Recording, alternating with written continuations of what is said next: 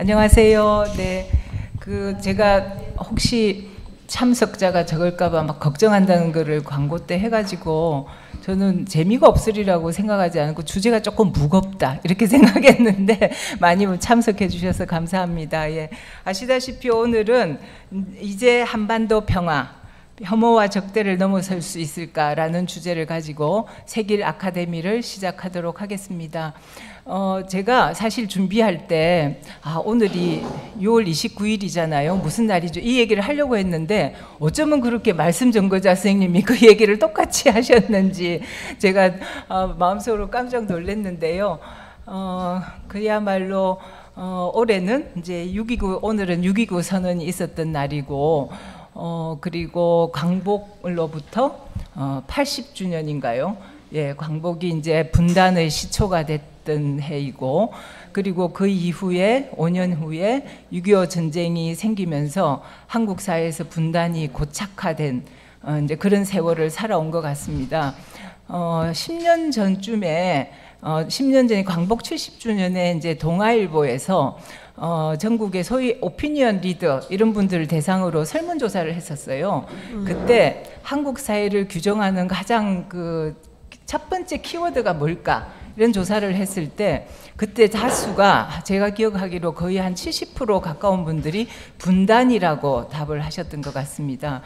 다 아시겠지만 정치, 경제, 사회, 문화 그리고 우리 일상의 삶까지 이 분단이라고 하는 것이 얼마나 우리의 삶을 규정짓고 있었던가는 뭐 제가 굳이 설명 안 드려도 다 체감하시리라고 생각을 합니다. 뭐 전쟁을 비롯해서 우리가 흔히 들었던 빨갱이, 북한 뭡니까 국가보안법, 그리고 시민운동이나 민주화운동에 대한 탄압, 그리고 이상가족, 반공교육, 그리고 표현의 자유에 대한 탄압, 온 영역에서 면밀히 보면 이 분단이라고 하는 것이 우리를 얼마나 옥죄고 있었는가를 체감할 수 있는데, 그럼에도 불구하고 갈수록 이 문제가 나하고는 좀 거리가 먼 문제가 아닌가라고 생각하는 경향이 있는 것 같고요. 그런 점에서 세길도 지난 몇 해 동안 이 주제에 대해서 우리가 약간 소홀히 한 게 아닌가 싶은데 우리 문화원의 원장님께서 또 좋은 기획을 해주셔가지고 오늘 이런 좋은 시간을 갖게 됐습니다. 예, 취지는 제가 이 정도로 설명드리고 오늘의 이제 저희에게 강의 겸 또 많은 가르침을 주실 김성경 교수님을 제가 소개드리겠습니다. 김성경 교수님은 지금 북한대학원 대학교 교수로 계시고요. 영국 에섹스 대학에서 석박사 학위를 하셨어요. 점심시간에 우리 김한석 형제님 설명하시기로 에섹스 대학은 영국에서도 굉장히 진보적인 성향을 가진 대학이다 이런 말씀을 하셨는데 이제 거기서도 약간 성향이 짐작이 되지 않을까 싶고요. 학위하시고 성공회대, 싱가포르 국립대, 이대에서 강의하셨고 2018년 문재인 정부 하였죠. 예, 대통령 직속 기획정책위원, 대통령 직속의 이 기획위원은 굉장히 정책적으로 영향력이 있는 위치입니다. 기획위원을 하시면서 평화변경 분과에서 이제 정책적 여러 가지 자문을 많이 하신 걸로 알고 있고, 우리민족 서로돕기 평화나눔센터장 하시면서 시민사회하고의 어떤 연결점도 굉장히 긴밀하게 갖고 계신 것 같아요. 책을 제가 여러 책이 있었는데 제가 이렇게 이제 사실 저는 이 영역에 대해서 잘 아는 바가 없어서 이제 막 이렇게 찾아보니까 두 가지 책이 굉장히 제 눈에 띄었는데요. 2020년에 갈라진 마음들이라고 하는 책을 내셨는데 이게 우리가 분단 문제를 바라볼 때 사람의 마음이 중요하다라고 하는 굉장히 어떤 신선한 시각을 가진 책을 내셨던 것 같고, 그게 언론에 아주 보도가 많이 됐더라고요. 이제 그런 어떤 새로운 시각으로 또 북한 문제를 보셨고, 2023년에는 살아남은 여자들은 세계를 만든다라는 책을 통해서 이제 분단 체제와 가부장제, 그리고 국가와 이데올로기라고 하는 억압 속에서도 자신의 어떤 존엄을 지키려고 노력한 여성들의 어떤 삶, 이걸 굉장히 마음을 담아서 썼다 이런 서평을 제가 본 적이 있습니다. 그래서 우리가 어떤 일을 하든 연구도 마음을 담는다는 것은 참 의미 있는 일인 것 같고, 그렇게 연구해 오신 분이어서 오늘의 연구가 저희 네, 아니 이제 저는 이 마음을 담아서 소개를 해드린 거고요. 제가 1시간 반쯤 진행을 할 텐데 우리 교인들은 질문이 많습니다. 제가 그랬어요. 그래서 40분 강의하시고 그 이후에 질문하는 시간으로 갖도록 하겠습니다. 그러면 우리 김성경 교수님 큰 박수로 환영해 주시기 바라겠습니다. 앉아서 말씀드리겠습니다. 아니 너무 과분하게 소개해 주셔가지고 얼굴이 막 혼자 빨개졌다 그랬던 것 같습니다. 너무 소개 잘 해주셔서 감사드리고요. 제가 사실 제 이름이 성경이어가지고 그래서 이 많은 분들이 아까 이제 그 말씀도 나누기는 했는데 이제 되게 열심히 교회를 다니는 사람으로 아시는데 제가 사실 이제 교회를 다니고 있진 않습니다. 근데 이제 뭐라고 얘기할까요? 꼭 교회를 다니지 않아도 많이 좀 사회와 소통하고 그리고 약자, 소수자 이런 쪽에 같이 함께하는 것이 굉장히 중요하다라고 생각하면서 그런 방향에서 연구를 좀 계속 지속하고 있고요. 아까 이제 소개해 주셨는데 이제 제가 탈북 여성 인터뷰를 오랫동안 계속했습니다. 그래서 제가 이제 본격적으로 북한 관련된 연구를 시작한 거는 2011년이었는데요. 제가 성공회대학교에 연구교수로 가면서 시작을 했는데 이제 그때부터 만나게 된 여러 탈북 여성들의 삶 이런 것들에 좀 관심이 좀 많이 있습니다. 그리고 탈북 여성들 만나면서 또 이 분단 그리고 또 단순히 분단뿐만이 아니라 가부장제 이런 것들이 여성들의 삶을 얼마나 진짜 옥죄고 있는지 이런 것들을 좀 연구하고 좀 알리고 그런 작업들을 계속 좀 해왔습니다. 오늘 이제 제가 좀 드리고 싶은 얘기는요, 여태까지 해왔던 작업들입니다. 그러니까 아까 마음 이런 얘기도 해주셨는데요. 우리 사회에 굉장히 공고하게 있는 일종 이제 분단적 마음이라는 표현을 제가 많이 쓰기는 하는데, 분단이 배태된 어떤 마음의 상태들, 그리고 심성 체계들 이런 것들이 과연 어떤 식으로 작동하고 있는가 이런 작업들을 조금 소개해 드리면서 최근에 또 우리가 뭔가 희망과 가능성 같은 것들을 또 많이 모색하시는 시기가 아닌가 싶어서 그 얘기까지 같이 연결해서 좀 말씀드리도록 하겠습니다. 제가 간단히 PPT를 준비해 왔는데요. 이제 올해가 광복 80주년이고 또 분단 80주년이라고 이야기를 합니다. 그러니까 광복되자마자 사실상 바로 이제 한반도는 분할 통치되었기 때문에 이제 분단을 거기서부터 보고 있는 경우가 많이 있죠. 그러니까 뭐 단순히 이제 한국전쟁 이후뿐만이 아니라 광복되자마자 바로 분단이 되었다. 그래서 이 분단 문제를 어떻게든 좀 고민하고 해결하려는 시도를 해야 된다. 이런 논의들이 많이 있는 것 같습니다. 그런데 최근에 이 전반적으로 국내외 정세가 굉장히 좋지 않다라는 거는 뭐 많은 분들이 얘기하고 있는 것 같습니다. 뭐 이 트럼프 정부가 들어오고 있는 것뿐만 아니라 이미 트럼프 정부 들어오기 훨씬 전부터, 그러니까 뭐 1기 트럼프 정부가 등장했을 때부터 이미 이 미국이라는 큰 힘이 점점 쇠락하기 시작했고, 그리고 이제 다극화 뭐 이런 얘기를 하면서 곳곳에서 이제 다양한 힘들이 막 각축전을 벌이기 시작하면서 지금 세계 정세가 굉장히 불안정한 상태이다라고 많이 얘기하고 있는 것 같습니다. 그래서 사실은 윤석열 정부 시기에 우리 연구자들이 많이 했던 얘기들 중에 하나는 만약에 이제 전쟁이 다시 난다면 가장 위험한 데는 이 대만 해협, 그러니까 이제 중국과 미국의 힘이 그대로 부딪히는 대만 해협, 그리고 그 대만 해협이 자연스럽게 한반도로 전쟁의 위기가 확장될 것이다. 이제 그런 얘기를 많이 하고 경고를 많이 하기도 했습니다.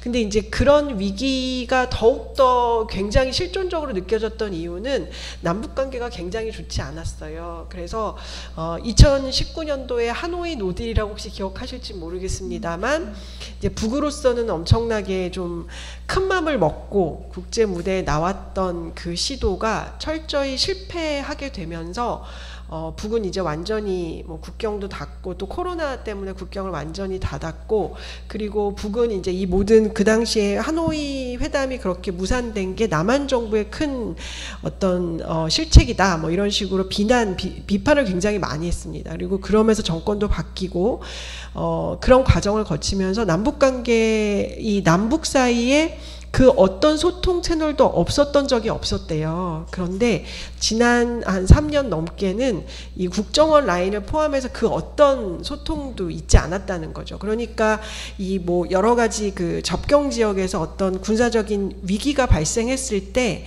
이 위기가 뭔지를 소통할 수 있는 채널이 없는 상태로 사실은 뭔가 군사적인 충돌이 일어날 수 있는 가능성이 굉장히 높았던 게 최근 한 3년의 상황이기도 했었습니다.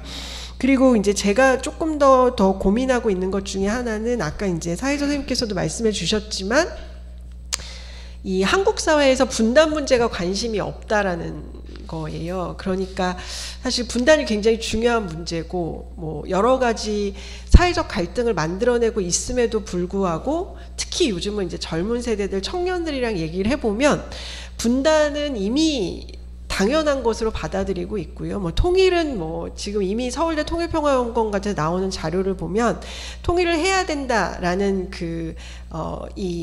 응답률과 통일이 필요 없다라고 말하는 응답률이 처음으로 역전되는, 특히 이제 20, 30대에서 역전되는 그런 게 이제 작년부터 보이기 시작했습니다.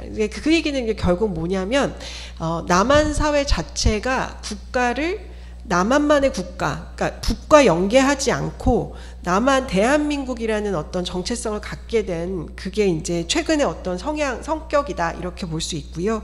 그리고 이 뭐 경제적 양극화 이런 거 너무 심해져서 젊은이들 같은 경우에는 왜 북한 못 사는데 그 많은 비용을 우리가 왜 내야 되냐 이런 식의 그런 의식들이 굉장히 확산되어 있는 그런 상황인 것으로 보입니다. 그런데 이제 제가 이번에 조금 흥미롭게 본 것 중에 하나는 이 계엄이 났었을 때 12월 3일에 계엄이 났었을 때 저는 이제 북을 계속 공부하고 있으니까 북이 절대로 먼저 이렇게 뭔가 도발을 할 거라고는 생각하고 있지 않았었거든요. 근데 처음에 계엄이 났을 때, 계엄이 발표됐을 때 많은 일반인들이 사실은 북에서 무슨 일이 난 거 아니야 라는 생각을 굉장히 많이 했다라는 거예요. 북이 뭔가 뭐 미사일을 쐈다거나 아니면 무슨 문제가 생긴 게 아닐까라는 생각을 했다는 거죠. 그러니까 이제 분단이나 통일에는 관심이 없지만 한국 사회에 어떤 위기가 만들어졌을 때는 자연스럽게 유일한 위기를 만들어낼 수 있는 존재로 북을 생각하고 무의식적으로 북을 떠올리게 되는 그런 구조가, 감정 구조가 한국 사회의 많은 사람들에게 굉장히 깊게 있는 것이 아닐까 뭐 이런 생각을 갖고 있습니다. 그러니까 일종의 굉장히 양가적인 거죠. 관심도 없고 그러지 않을 거야. 북은 별로 중요하지 않아. 뭐 북은 너무 가난해라는 마음이 있는데 동시에 무슨 위기가 있다면 분명히 북에서 온 걸 거야. 북에서 무슨 위기가 만들어지는 걸 거야라는 이 두 개의 다른 어떤 의식 구조가 이 한국을 살아가는 대부분의 사람들, 젊은 세대뿐만 아니라 전쟁을 경험한 세대들도 똑같이 그런 생각을 갖고 있었던 것이 아닐까, 뭐 이런 생각도 좀 해보게 되었습니다. 그리고 역시 이번에도 그 윤석열 전 대통령이 이 계엄을 선포했을 때 계속 북에 대한 얘기를 하잖아요. 이제 뭐 위기다. 그리고 그 이후에 이제 헌법재판소에서 했던 모든 그런 언설이나 이런 것들을 보면 지금 굉장히 위기가 북한 혹은 중국과 연결되어 있다. 이런 식의 것을 얘기하는 것을 보면 그게 이제 저는 우리 사회의 어떤 무의식적 정서 구조 안에 깊게 자리하고 있는 것이 아닐까. 뭐 이런 생각을 갖고 있습니다. 그래서 이제 제가 말씀드리고 싶은 거는 북은 이제 언제나 위기이자 무관심으로 호명되고 있다라고 얘기를 좀 드리고 싶고요.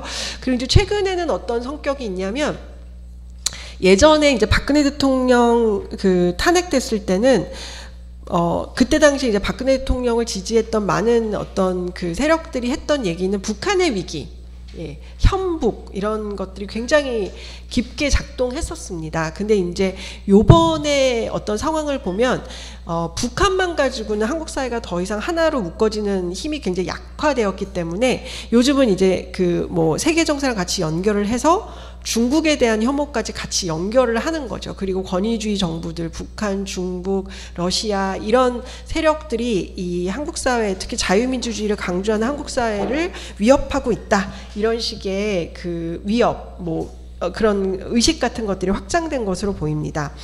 그런데 이제 제가 좀 주목하는 것 중에 하나는 지금 이 적대적인 어떤 뭐 혐북이나 혐중이나 이런 것들이 예전과 좀 다른 방식의 감정으로 확산되고 있다라는 거예요. 그러니까 예전에는 그냥 정말 두렵고 위협적인 존재이고 적대감 이런 것들이 있었다면 최근에는 혐오의 정동이라는 저희가 표현을 많이 쓰는데 혐오를 이 불러일으키는 방식으로 작동하고 있는 것이 아닐까라는 생각을 좀 갖고 있는 거죠. 그러니까 이제 굉장히 인종주의적이기도 하고요. 요즘 나오고 있는 언설들을 보면은요. 그리고 북이나 아니면은 중국과 관련된 어떤 그 기표들은 그들이 이 한국 사회에서 우리와 동등한 어떤 구성원이 아니라 굉장히 동물적인 어떤 사람이 아닌 존재들로 투영하고 의미화하고 그렇게 만들어버리는 그런 시도들이 좀 확산되고 있는 것이 아닐까라는 그런 생각도 갖고 있습니다. 그래서 이제 간단하게 좀 더 말씀드리면 이 분단 체제는 이 백낙정 선생님이 이제 많이 말씀하셨고요. 물론 이제 백낙정 선생님의 분단 체제론이 또 너무 분단 환원론이다. 모든 것이 다 분단과 연관된 거냐, 막 이런 식의 비판을 또 받고 있는 것으로 좀 알고 있긴 합니다. 근데 이제 이 분단을 문제시하면서 뭔가 이 한국의 이론, 한국만의 어떤 이론을 만들어내려는 시도였기 때문에 저는 굉장히 의미 있다라고 생각하는데요.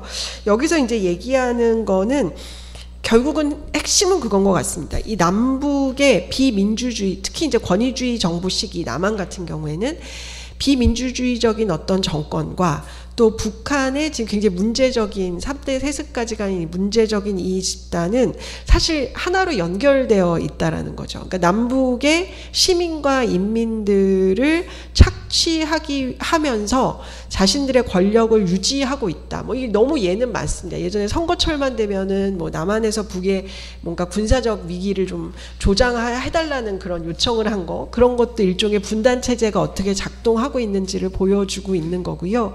요번에 계엄도 사실은 그런 측면들이 있었죠.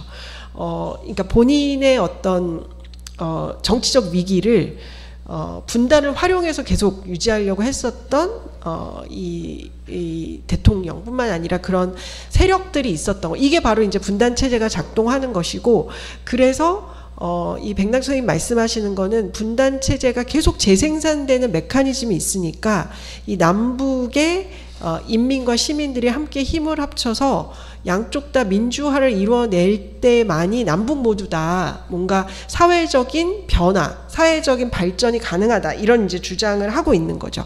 그러면서 우리 사회 역사를 쭉 살펴보는 시도를 하기도 합니다. 특히 이제 백낙 선생님이 많이 관심을 갖는 건 87년도 이후, 그 다음에 그 이후에 김대중 정부가 들어왔을 때, 김대중 정부가 이제 처음으로 민주적으로, 물론 이제 87년 이후에도 선거가 계속 있었지만 정권이 바뀐 거였기 때문에 김대중 정부가 들어왔다는 게 남북이 이제 권위주의 정부로 서로 연결되어 있던 한쪽이 민주화가 됐다는 건 이 기회에 분단 체제가 흔들릴 수 있다. 분단 체제를 전환해서 뭔가 평화로운 체제, 뭐 혹은 뭐 통일로 나아가야 된다, 이런 이제 말씀도 많이 나누기는 했었습니다. 근데 이제 이게 항상 그런 생각이 듭니다. 제가 분단을 고민하면 고민할수록 너무 답이 없는 게, 이게 이제 남북만 잘한다고 되는 문제가 아니라는 생각이 너무 많이 들어요. 지금 요즘에도 그런 생각이 정말 많이 드는 게, 지금 뭐 북의 어떤 유화적인 어떤 제스처를 보내고 그런다고 하더라도 지금 북은 사실 굉장히 상황이 좋거든요. 왜냐하면 여태까지는 계속 고립되어 있다가 최근에는 러시아라는 엄청 친한 친구가 생겼고, 또 러시아를 통해서 여러 가지 에너지라든가 경제적인 어떤 지원도 받고 있고요.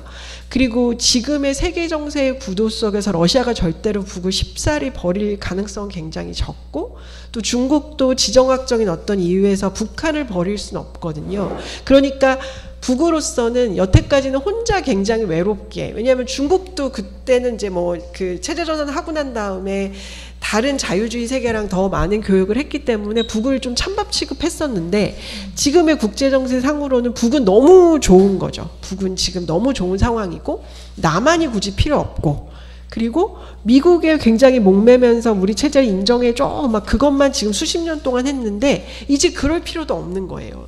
미국이 인정 안 해줘도 그냥 그렇게 살아갈 수 있는 어떤 그런 상황이 드디어 도래한 거죠.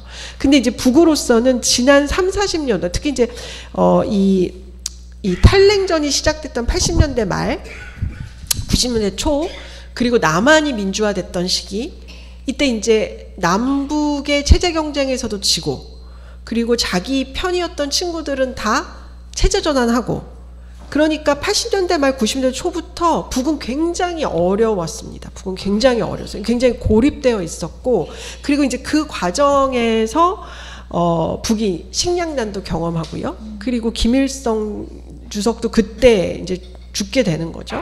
그러면서 북한 내부에 굉장한 어려움이 있었던 게 지난 30년의 역사다. 탈냉전 이후의 역사다. 저는 이제 그렇게 생각하고 있습니다. 근데 이제 그 국면이 지금 이제 좀 바뀌고 있는 거죠. 그때의 이 탈냉전에 북으로서는 굉장한 어려운 시기가 지금은 호시절로 좀 바뀌고 있는 거고, 그런 건 결국 무슨 얘기냐면 남한이 주도하거나 남북이 화해를 통해서 뭔가 통일이라든가 탈분단으로 갈 기회가 국제정세라는 측면에서 지금 굉장히 어려운 상황입니다. 그래서 이게 뭐 정권이 좀 바뀌어서 조금 이렇게 하면 될 거야라는 거는 사실 어떻게 보면은 굉장히 순진한 발상이다. 우리가 요즘 그런 얘기를 좀 하고 있기도 합니다. 그래서 이 뭐 분단 체제가 어떤 식으로 계속 변했는가, 특히 이제 탈냉전 시기를 조금 더 말씀드리면은요, 91년도 남북기본 합의서, 지금도 우리가 이제 대북정책이라든가 남북 간의 관계의 시작을 이제 이 남북기본 합의서를 중심으로 이야기를 하는데, 여기서 남북 관계를 어떻게 정의 내리냐면 국가와 국가 사이의 관계가 아니거든요. 여기 정확하게 국가와 국가 사이가 아닌 통일을 지향하는 과정에서 잠정적으로 형성되는 특수관계, 이렇게 정의하고 있습니다. 이게 이제 분단 체제인 거죠. 다른 국가가 아니에요. 그러니까 교역을 하더라도 우리는 국가 대 국가를 교역하고 있는 게 아니었던 거죠. 남북관계 기본법 뭐 이런 식의 법령도 좀 들어보셨을 텐데, 이런 특수 구조가 있다라고 91년도부터 남북이 합의를 하고, 그리고 그 이후에 온탕과 냉탕을 오가기는 했지만 기본적으로는 교류도 하고 소통도 하고, 뭐 잘 아시다시피 금강산 많이 다녀오셨을 텐데 금강산도 있었고요, 개성공단 뭐 이런 사업도 있었고, 이런 식의 여러 가지 시도들이 있었던 것이죠. 그래서 이제 이런 시기가 있었었는데, 문제는 이 이후에 이 뭐 개성공단도 문을 닫고, 그리고 금강산도 문을 닫고, 그래서 이제 제가 지금 그 시민단체 활동을 굉장히 많이, 뭐 굉장히는 아니고 그냥 하고 있는데요. 이 남북관계 관련돼서 특히 뭐 통일운동이라든가 아니면 인도적 지원하고 있는 대부분의 단체들은 지금 고사 상태입니다. 그러니까 뭐 지원해주는 그 시민들은 다 이런 거 지원 조금씩 하시잖아요. 이제 그런 거 다 끊어졌죠. 왜냐하면 남북 간에 뭐가 없는데 지원할 이유가 없다 이렇게 생각하는 분들도 많고, 관심도 없고, 그런데 근근히 계속 그런 생각을 하는 거죠. 그래도 남북관계는 특수관계니까 언젠간 다시 돌아올 거야. 다시 돌아올 거야. 이러면서 지금 버티고 있는 그런 상황이다. 이렇게 말씀드릴 수 있을 것 같아요. 그런데 이제 제가 가지고 있는 문제의식 중에 하나는 그런 겁니다. 그래서 이제 이 80년대 말 90년대 초 요때 탈냉전 시작되고, 그리고 많은 시도들이 있었고, 우리는 민주화가 됐고, 그리고 그 민주화의 영향 속에서 뭔가 남북관계를 만들어갈 수 있다 이런 생각을 많이 했는데, 문제는 한국 사회가 굉장히 많이 변했다는 거예요. 그러니까 제가 신자유주의와 이런 표현을 좀 많이 쓰기는 하는데, 막 민주화의 영향 속에서 지금 우리가 굉장히 많은 것을 얻은 것은 분명히 맞는데, 지금 한국 사회는 어떤 관통하는 성격들, 혹은 한국 사회의 사람들이 가장 고통을 받는 어떤 지점들은 결국은 97년도 97 체제라고 얘기하는 체제가 아닐까, 이런 생각을 좀 갖고 있습니다. 그러니까 이제 97 체제라고 하면 IMF라고 얘기되는, 그 이후에 이제 급작스럽게 모든 것들이 신자유주의화되고, 유연성, 노동의 유연화되고, 그리고 많은 기업들 외국의 외국 자본이 다 팔리고, 경쟁하고 공정과 정의라는 어떤 논의들이 우리의 삶의 윤리로 이식되기 시작한 게 97년도 이후라고 보는 거죠. 그러니까 이제 공정과 정의라는 건 제가 뭐 가끔씩 그런 말씀을 드리지만 굉장히 문제적인 개념이거든요.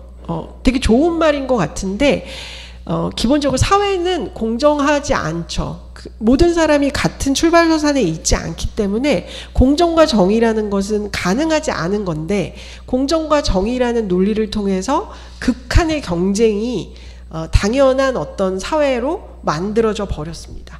그러니까 이제 이 논리 체계로 가면 그리고 이런 그 습성들이 한국 사회를 얼마나 병들게 했는지를 제대로 파악하지 못한 상태로 시민운동도 그렇고요. 그리고 한국 정부도 그렇고요. 어떻게 했냐면 계속 민족을 강조하고, 북한은 우리 민족이야.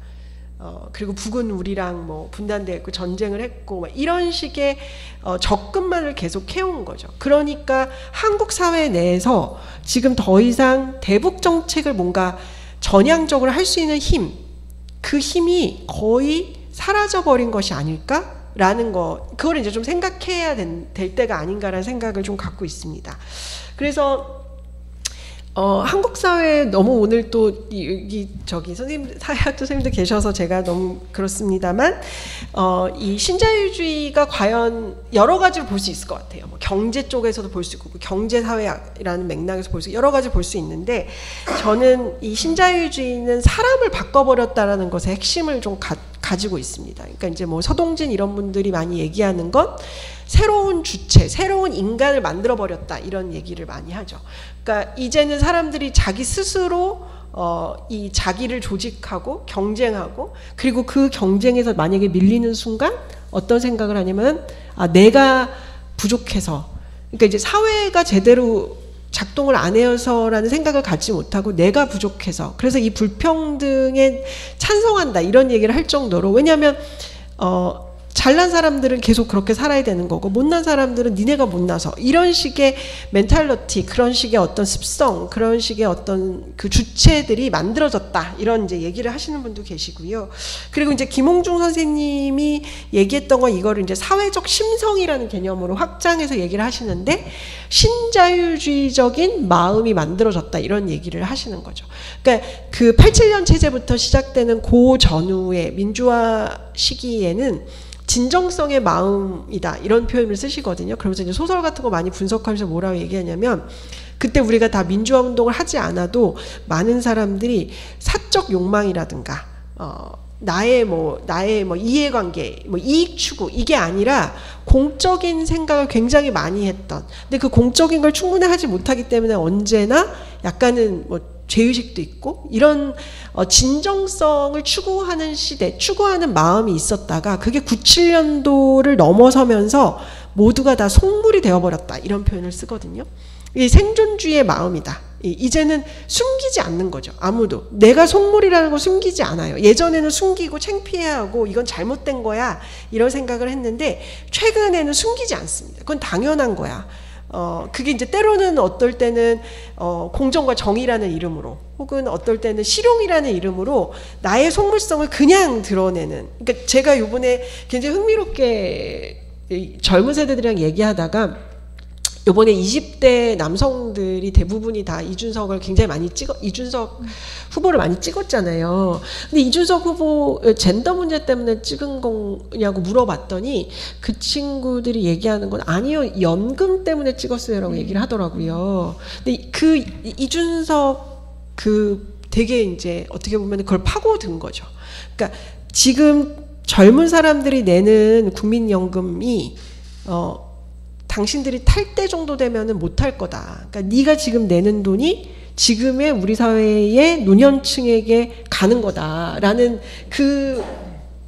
근데 그렇게 하는 거예요. 근데 예전에는 그 얘기를 못 했어요. 내가 서로 그런 생각을 하더라도 그 얘기가 옳지 않다라는 걸 알기 때문에 그런 얘기를 입 밖으로 못 꺼냈는데, 요즘 젊은 친구들이랑 이제 얘기를 하다 보면 그거 되게 부정의한 거고 공정하지 않은 거고, 그러니까 그런 얘기를 막 하는 거죠.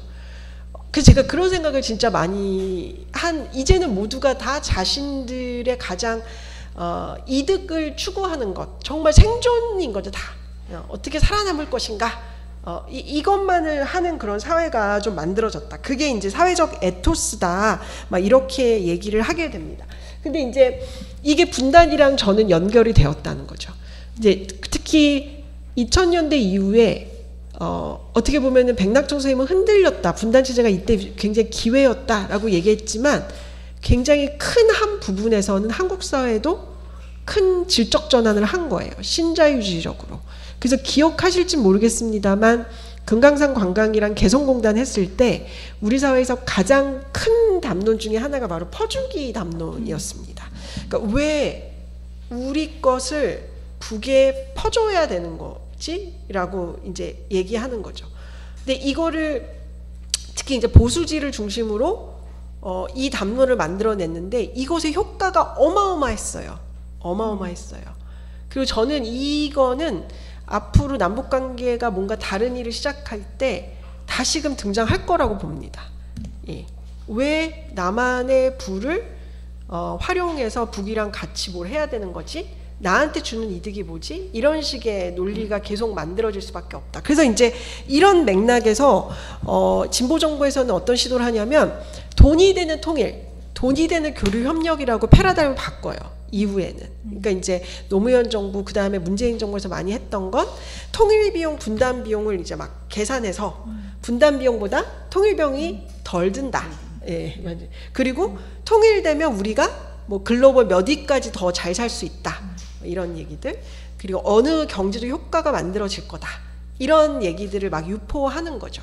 근데 이제 이런 논쟁이 가면은 이제 그걸 또 막 사람들이 계산하는 거예요. 정말 뭐 부자가 될 수 있냐, 안 될 수 있냐, 뭐 거기에 들어갈 때 우리가 인프라를 까이면 돈이 몇 조가 드는데 뭐 이제 그런 계산의 그 프레임으로 바뀌어 버리는 거죠. 그러니까 이거는 뭐가 문제냐면 저는 이제 남북 관계 같은 것들이 전환됐을 때 만들어진 여러 가지 효과는 물질적 가치가 아닌 것들이 너무 많은 거예요. 평화라는 가치도 그렇고, 그리고 우리 사회의 갈등이 전환된다는 측면에서 되게 무형의 가치들이 많은 거죠. 근데 그 무형의 가치들은 계산되지가 않는 거예요. 그러니까 그 패러다임 내에서 계속 더 부자가 될 수 있어? 없어? 라는 논의들만 계속 반복되는 것. 그리고 혹시 기억하실지 모르겠습니다만 평창올림픽 때요. 그때 이제 그 여자 아이스하키 선수단을 이제 남북이 같이 만들었습니다. 근데 그때 정말 반대 여론이 높았어요. 예. 그때 이제 그런 얘기 많이 했죠.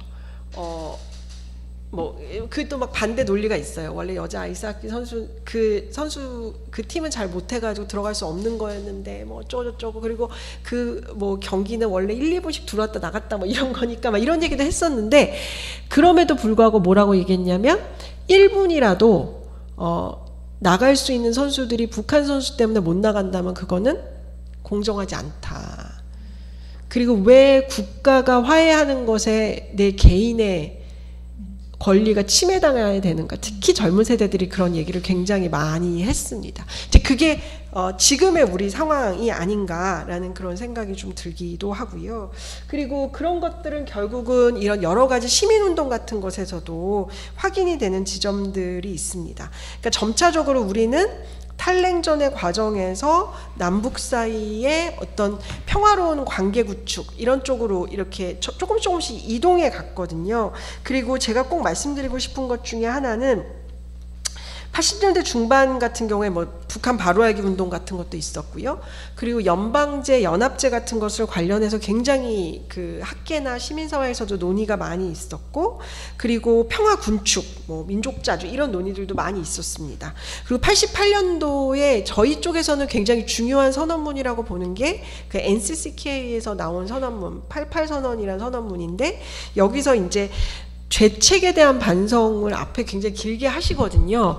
우리가 뭐 기독교인으로서 이 북에 있는 사람들을 굉장히 미워하고 이데올로기로 미워했고, 내가 이런 걸 잘못했고, 그러니까 우리는 군축, 그 다음에 뭐 여러 가지 뭐 연합군사도 훈련 이런 것들 이제 멈춰야 된다, 이런 얘기들을 하는 그 NCCK 88선언이 있는데, 이런 게 중요한 어떤 기점이 돼서 약간의 변화들이 있었다는 것이죠.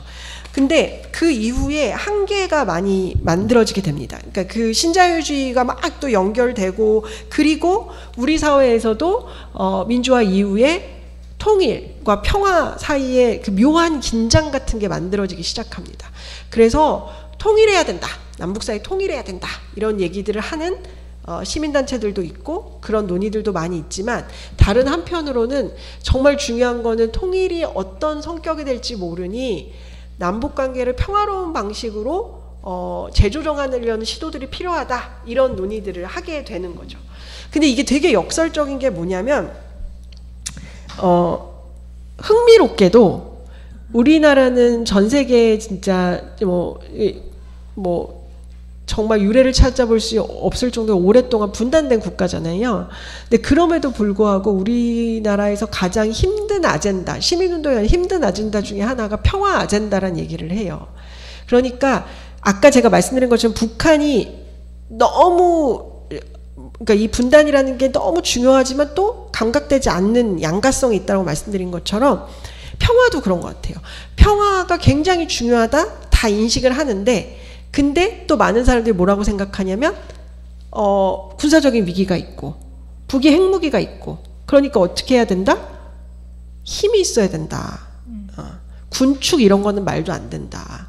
그리고 최근에는 이제 진보 정부 내에서도 핵무기에 대해서 북이 있으니까 우리가 핵무기가 있어야 된다. 더 많은 이 군사비를 지출해야 된다.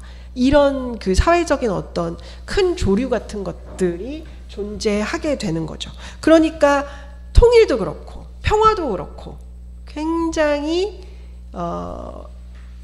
이렇게 이끌어내는 아젠다로 이끌어낼 수 있는 아젠다가 되게 굉장히 어려운 어떤 구조적인 한계, 그런 것들이 있는 것이 아닐까라는 생각이 듭니다. 그래서 제가 이제 뭐 몇 가지 예도 좀 갖고 왔는데요.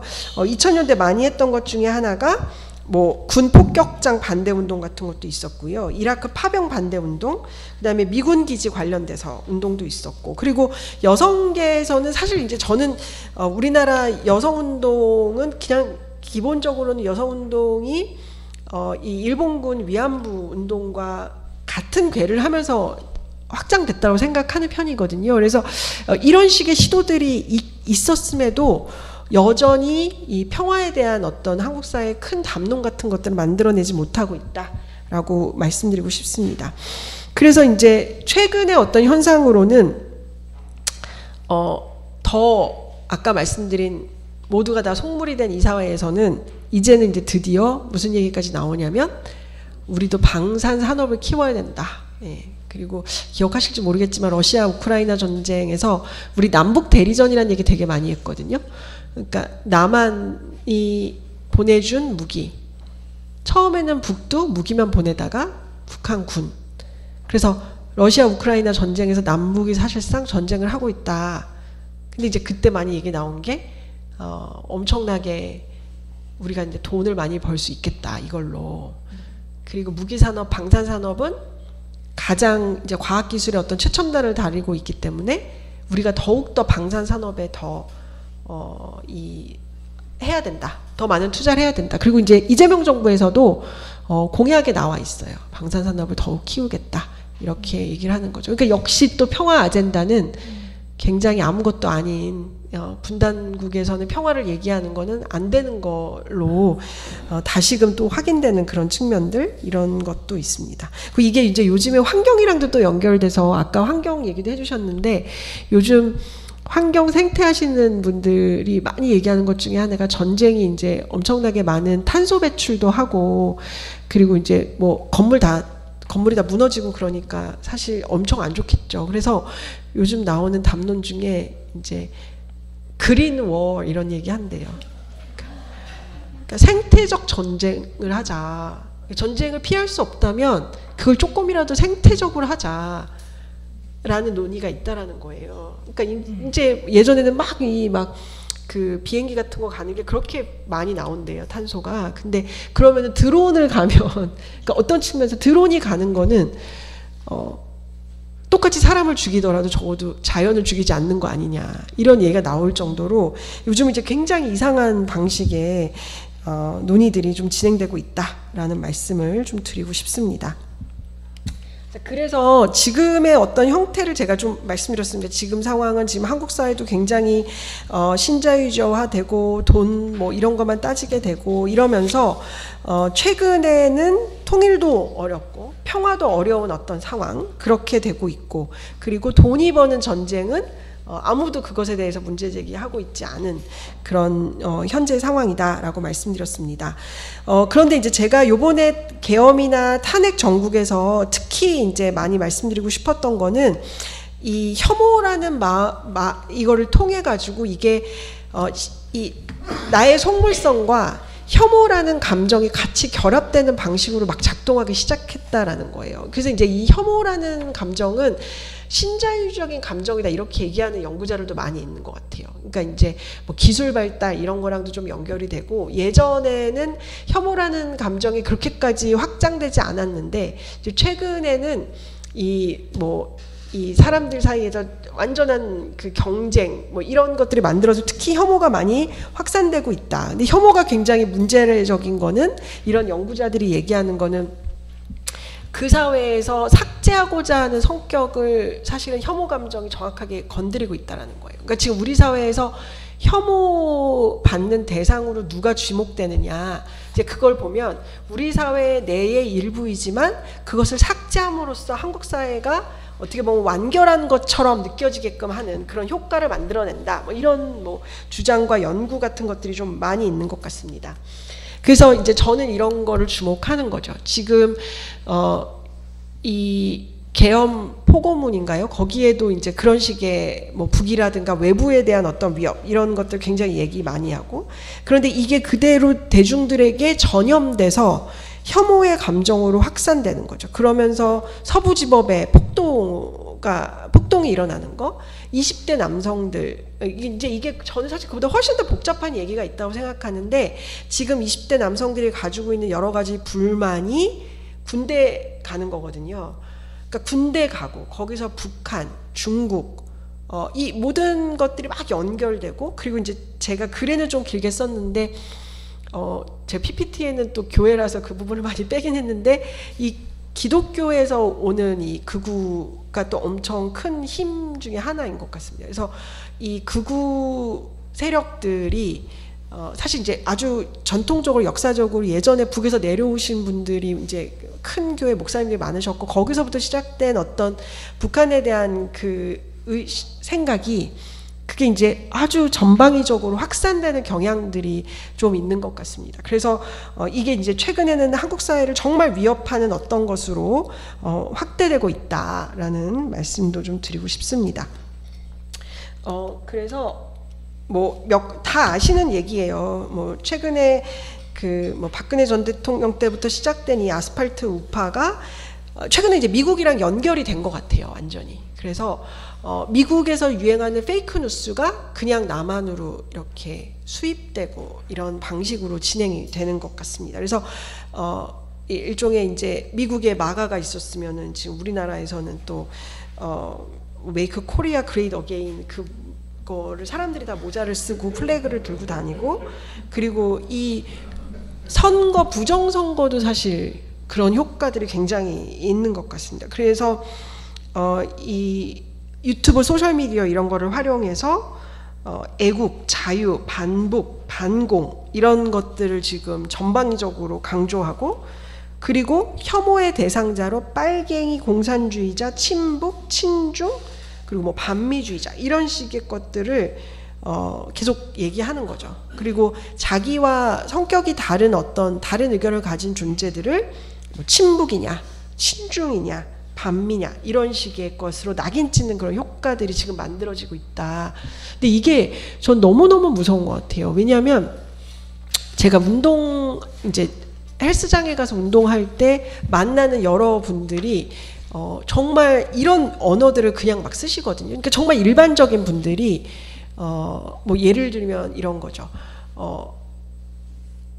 이 정권이 바뀌는 거에 따라서 저는 그렇게 믿지 않는데 낙인 찍는 거, 친중이다, 반미다 이런 식의 낙인 찍는 표현들도 굉장히 많이 쓰고, 그리고 이제 제가 북한 연구하는 거 알게 된 몇몇 분들이 계신데, 그분들이 이제 그 헬스장에서 만난 분들이 계속 저한테 또 얼마나 퍼줄까요? 막 이런 얘기 진짜 많이 물어보세요. 그러니까 이제 이게 이제 일상적 용어가 된 거죠. 일상적인 용어가 돼서 한국 사회에서 굉장히 큰 갈등 같은 것들을 만들어내고 있다라는 말씀도 좀 드리고 싶고, 그리고 이런 식의 것들이 확산되는 거죠.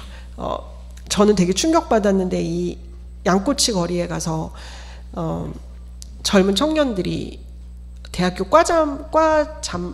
대학교 잠바를 입고 굉장히 혐오적인 표현을 쓰고, 그때 당시에 이제 그 유튜브 채널에서는 대림동, 이제 조선홍보들이 많이 사는 대림동으로 와달라, 대림동을 습격해야 된다, 이런 얘기들이 막 나오고 그랬었거든요. 그리고 이런 젠더랑 또 연결이 돼서 이 이화여대 들어가서 이제 이 극우 세력들이 이화여대 들어가서 굉장히 사실 물리적 폭력을 가하거든요. 그 물리적 폭력을 막 가하는 거를 대학 당국에서 그냥 손 놓고 보고 있는 이런 상황들이 계속 만들어지고 있는 그런 상황이다라는 말씀도 좀 드리고 싶습니다. 자, 그런데 제가 사실은 계엄이랑 탄핵 전까지 이게 왜냐면 국제 정세 너무 안 좋고 남한의 모든 사회는 다 속물이 되었고, 그리고 젊은 친구들은 고통받고, 제 생각에는 지금 20대, 10대 분들 중에 마음이 아픈 사람도 되게 많거든요. 제가 만난 학생들 이런 친구들 보면 굉장히 불안하고, 그리고 어떤 세력들은 굉장히 극우화되고, 어떤 사람은 굉장히 정신적으로 굉장히 불안전하고 굉장히 힘들어하고, 이런 모습들 굉장히 많이 봤는데, 제가 이제 정말 큰일 났다 이런 생각을 진짜 많이 했어요, 작년에는. 그래서 제가 작년에는 강의 같은 거 다닐 때 사실 굉장히 비관론에 많이 빠져 있었습니다, 제가. 그래서 안 될 것 같다, 이제 평화도 안 될 것 같고 남북 관계도 안 좋고 이러다가 큰일 날 것 같다, 여기서 정말 전쟁 날 것 같다, 이런 얘기를 진짜 많이 했는데, 제가 사실 그 이후에 이 계엄 정국을 보면서 사실 그 부분을 다시 생각해야 된다는 생각을 많이 갖게 됐습니다. 이게 뭐 이런저런 얘기 쓰면서 이게 이제 역사에 계속 진보한다는 진보적 세계관으로 보면은 보이지 않는 것들을 지금 현재의 상태가 항상 여러 가지 파국도 있고 그 안에 가능성도 있고 혹은 위기도 함께 존재하는 굉장히 불균진한 어떤 것이다라고 사유를 바꿔서 생각하자, 뭐 이런 얘기들이 많이 나오더라고요. 근데 그런 맥락에서 최근에 이제 뭐 김홍준 선생님 이런 분들이 뭐라고 얘기를 하냐면, 여태까지 우리가 사회를 분석할 때 너무 행위자를 중심으로 봤다, 이런 얘기를 많이 해요. 그러니까 실제로 막 정말 만들어가는 행위자, 의식이 있고 이성이 있고 이런 사람들, 내가 막 철저하게 기획에 따라서 계획에 따라서 움직이는 행위자의 행위에만 관심을 가졌는데, 어쩌면 지금 이 시기는 감수자를 주목해야 된다, 이런 얘기를 하거든요. 근데 그때 그 얘기를 했을 때 저는 사실 별로 동의하지 않았었는데, 감수자의 힘을 본 것이 사실은 저는 최근에 한국 사회의 모습이 아니었나라는 생각을 갖게 된 거예요. 근데 이제 헌법재판소에서 나온 이 선고문에 보면은 그런 표현이 나오는데, 이 계엄을 막은 거는 이 시민들과, 그리고 약간은 제가 정확하게 워딩 기억이 안 나는데 제대로 일을 하지 않은 군인들, 수동적으로 움직인 군인들 때문이었다, 이런 표현. 소극적이었나요? 예. 네. 소극적으로 움직인 군인들 때문이었다. 근데 이게 일종의 어떤 감수자인 거죠. 이제 참아내는 사람들인 거죠. 여기서 감수자는 이 세계의 여러 가지 어려움, 경쟁, 그다음에 뭐 생태적 위기, 핵전쟁의 위기, 이 모든 것들을 감수하면서 견디는 사람들이 있었는데, 우리가 보지 못했던 그런 사람들이 있었던 거예요. 근데 그런 사람들이 어느 기점이 되면은 행위자로 전환될 수 있다라는 거죠. 근데 그 전환의 모멘텀을 만들어내는 게 굉장히 중요하다, 이런 식으로 사고의 전환 같은 게 필요하지 않을까, 이런 생각이 많이 들었습니다. 근데 이제 제가 이 전반적인 전국에서 보면서 그래도 이 위기를 어떻게든 한국 사회가 좀 버티고 이겨낸 굉장히 중요한 힘은 사실 제일 약한 자리에 있었던 사람들이 아니었나라는 생각이 드는 거예요. 그러니까 특히 우리가 많이 얘기하는 2030 혹은 10대, 20대, 30대 여성을 얘기 많이 하는데, 그 여성들이 노동시장에서도 그리고 여러 가지 위치에서 계속 소외되어 있는 어떤 존재들이었는데, 그 존재들, 감수하고 힘겨움을 감수했던 사람들이 가만히 있지 않았던 모습을 한번 보여주는 게 아니었나, 이런 생각이 드는 거죠. 근데 이제 되게 흥미롭게도 그 감수자가 행위자가 되었다가 정권이 바뀌고 다시 감수자가 된 거죠. 지금 사실 10대, 20대, 30대 여성들이 가졌던 그 문제의식은 지금 다시 다 삭제됐거든요. 지금은 다시 뭐 실용 이런 얘기 하시면서 성장, 더 잘 살자, 사실 그 논의로 다시 전환되긴 했습니다만 저는 그들이 만들어내는 힘들 그리고 경험들, 효능감 이런 것들은 그냥 그 자리에 있고 그것이 언제든 다시 뿜어져 나올 수 있는 기회가 있을 것이다. 그리고 그게 결국은 사회의 희망을 만들어내는 굉장히 중요한 한 부분이 아닐까 저는 그런 생각을 좀 갖고 있습니다.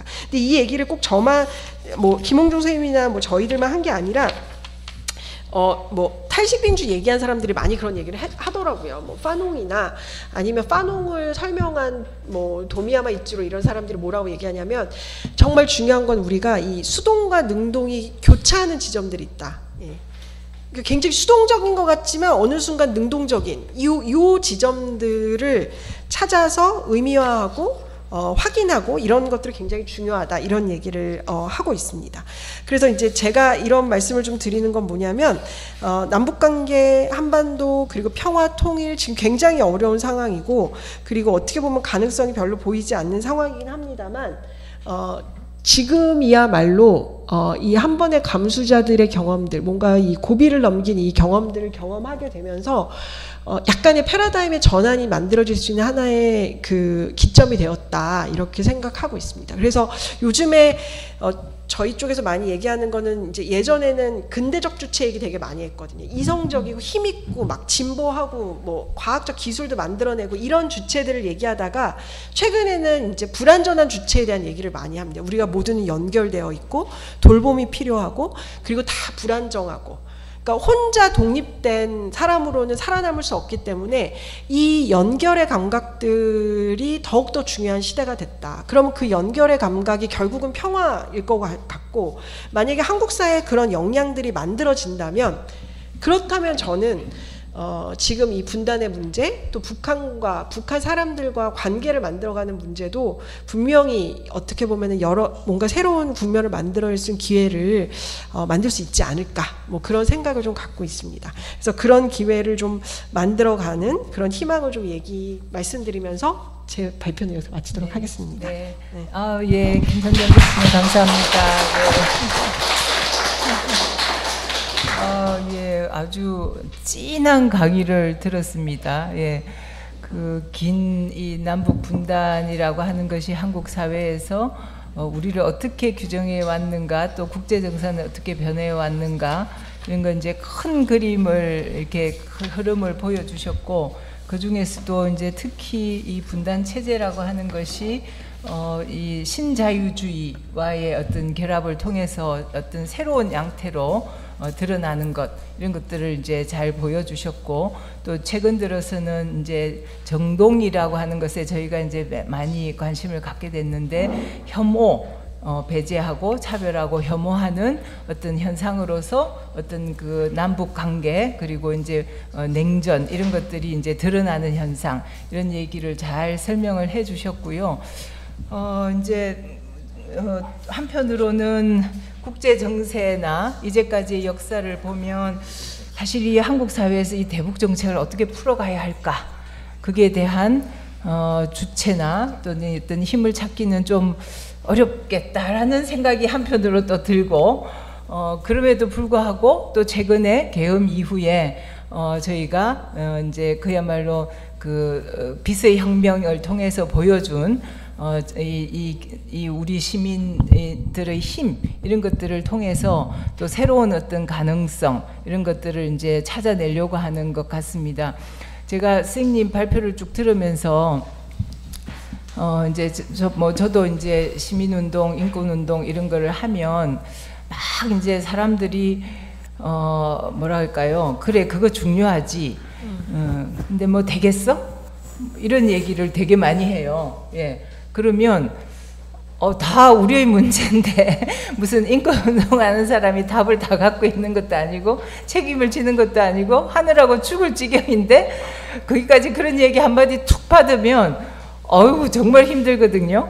근데 이제 이 남북 관계에 있어서도 도대체 이 남북 뭐 통일도 잘 안 되고 통일까지는 안 바라고 뭐 분단을 해서 서로 인정하면서 평화로운 공존 정도는 해야 되지 않겠냐라고 얘기하는데 그것도 잘 안 되고 이런 상황에서 그럼 어떻게 하라고요? 이제 이런 이제 답을 이제 자꾸 요구하고 잘 안 되잖아요. 이렇게 얘기하면 아, 그 되게 힘들겠다. 이런 게 이제 저는 정말 공감이 되거든요. 정말, 예.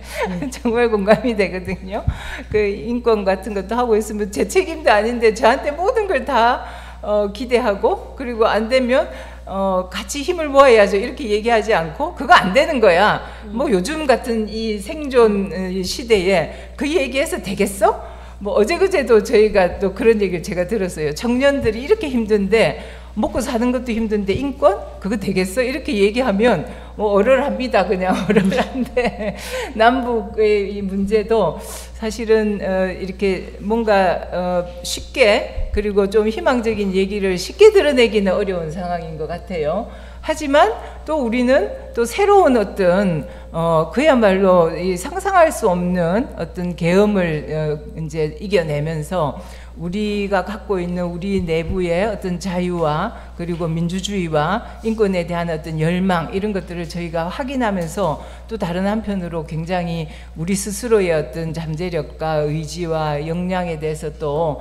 힘을 갖기도 하고 그런 것 같습니다. 이제 그런 점에서 남북 관계는 또 거기서 이제 새로운 어떤 길로 들어서야 되는 그런 국면이 아닌가 싶고요.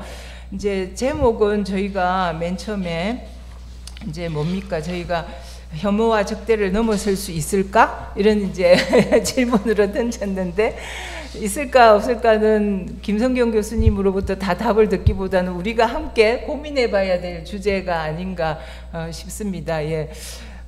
이제 저희가 뭐 이제 우리 플로어에 계시는 우리 이제 자매 형제님들 뭐 질문도 좋고요. 그리고 이제 의견을 주셔도 좋고, 예, 아니면은 조금 다른 관점으로 어떤 비판을 해 주셔도 좋고, 여하튼 말을 한마디 보태고 눈빛을 하나 이렇게 같이 맞추는 것도 힘이 되는 그런 시간이지 않을까 싶습니다. 예. 이제 보통 이럴 때 사회자가 질문 한두 개 준비해 오거든요. 근데 저는 안 해왔어요. 예, 이제 그걸 딱 못 참고, 이제 못 참으면 자꾸 이제 사회자가 얘기를 하게 돼서 제가 얘기 길게 함으로써 질문을 준비할 시간을 저는 충분히 좀 드렸다는 생각이 들어서, 예, 이제 플로어에서 우리 침묵을 제가 잘 참고 견디겠습니다. 견디면 어떤 질문도 나오고 뭔가 의견도 나오지 않을까 싶은데, 우리 김희국 선생님, 예, 네네, 네네, 저하고 계속 교감이 있었어요. 네. 제가 바로 앞에 앉다 보니까 네. 이제 지명이 됐습니다. 앉아서 하죠. 저희 우리 사회 내부에 혐오, 적대 이런 현상을 우리가 이제 경험을 하고 있고, 참 큰 문제점이죠. 이건 저도 개인적으로 어떻게 해결해 줄지 방안이 잘 생각도 안 나고 참 답답한 그런 심정인데, 혹시 이제 북한 전문가시니까 그 북한 주민들의 남한에 대한 생각, 그리고 얼마 전 작년서부터 이제 김정은 발표했듯이 이제는 두 개의 국가다. 네. 이제는 남북한이 하나의 통일을 지향하는 그런 민족 국가가 아니다 하는 것을 이제 발표하고 나서 그 후에 또 북한 주민들의 남한에 대한 또 통일에 대한 한반도의 전체에 대한 생각이 좀 어떻게 큰 변화가 있는지 그런 걸 좀 여쭤보고 싶습니다. 네, 그냥 가져갈까요? 그냥 예, 뭐 나가시고. 네. 그 제 생각에는 사실 이제 통일 의식이라는 측면에서는 남한 사회보다는 북이 훨씬 더 통일에 대해서 높은 의식이 있는 것으로 보여요. 워낙 통일을 계속 강조했었고, 그리고 이제 그게 선대 유훈이라고 그래서 김일성, 김정일 때부터 계속 통일을 이야기한 게 북한 주민들한테도 굉장히 중요하게 마음속에 좀 있는 것 같고요. 그래서 이제 김정은 위원장이 그 이제 적대적 두 국가론이라고 얘기하는 그 선언을 하게 되고 난 다음에 그게 이제 내부 정비를 하기가 상당히 어려울 거다, 뭐 그런 평가도 많이 있었습니다. 그러니까 이제 갑자기 항상 같은 민족이라 그러고 통일하자고 하다가 갑자기 그걸 안 한다고 했을 때 주민들이 그걸 이해하겠는가, 뭐 이런 식의 평가들도 많이 있었다라는 거는 말씀드려야 될 것 같고요. 근데 이제 제가 보기에는 제가 이제 북에서 오신 분들을 지속적으로 인터뷰를 하는데 통일이나 민족 이런 거는 저희도 그런 것 같아요. 그러니까 일종의 이제 윤리적인 정답 같은 것으로 북의 사람들은 분명히 가지고 있는 것 같습니다. 그러니까 그거 당연히 맞는 거지라는 생각은 있는 거죠. 근데 매 순간 북의 주민들도 똑같이 굉장히 현실적인 판단을 하고 있다라고 느끼거든요. 그러니까 만약에 북의 주민들이 느끼기에 남북의 통일이나 어떠한 그 과정이 자신들에게 그렇게 좋은 삶의 조건이 되지 않는다라고 하면 그게 단순히 통일이기 때문에 그것을 계속 지지한다거나 열망한다고 그러고 보기는 굉장히 어려운 것 같아요. 그래서 제가 이제 인터뷰하신 분들 중에 그런 얘기를 많이 들었거든요. 통일 되겠냐? 그냥 우리도 그러니까 여기 오신 분들이 그런 얘기를 하시는 것 같은데 내가 원하는 거는 북한이 중국처럼 되길 바란다 이런 얘기를 많이 해요. 그러니까 중국처럼 시장도 이렇게 경제적인 거에서는 시장의 자유 같은 것들 좀 주면서 잘 살면서 그래서 남쪽이랑 교류하는 정도면 그러면 되는 거 아니겠냐. 이게 굉장히 현실적인 판단이죠.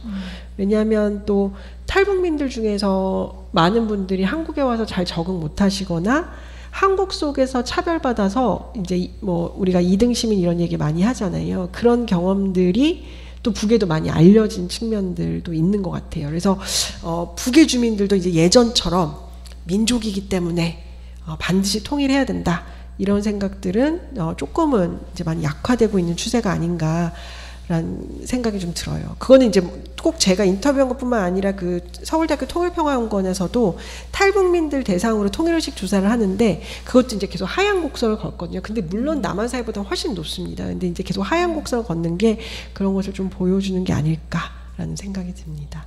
예. 너무 오랫동안 분단되어 있었던 것 같아요. 예.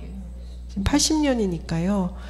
지금 이상가족은 이제 사업을 할 수가 없거든요. 이상가족 1세대 분들 중에서 거의 너무 고령화 되셨고 정말 이제 몇 분 안 계시고요. 그리고 이제 뭐 1.5세대, 2세대만 내려와도 이상가족이라는 것이 이렇게 뭐라 할까요? 굉장히 중요한 동인으로 작동되기 굉장히 어려운 거죠. 그래서 저희가 빨리 이게 남북이 뭔가 교류를 많이 해서 접촉면을 넓히지 않고 5년, 10년 더 간다. 그러면 이 이질감이 너무나 커져 버려서 이 정말 뭔가 접점을 만들어내기 굉장히 어려운 그렇게 되지 않을까 이런 걱정도 있습니다. 혹시 다른 교우님들? 예, 김현수 연구님. 예. 저희 통일 정책에 대해서 잠깐 질문하겠습니다.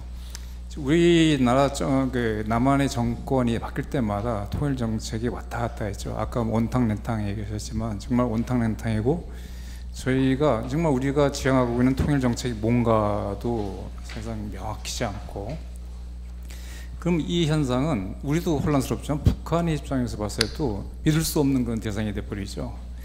그래서 지금 이제 사회적 이슈가 되고 있는 것 중에 하나가 지속 가능한 통일 정책이 나올 수 있는가?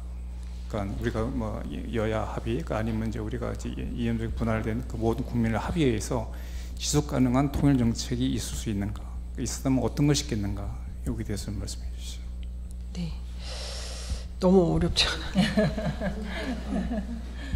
지금 저는 사실 제가 보는 한국 정치는 그렇거든요.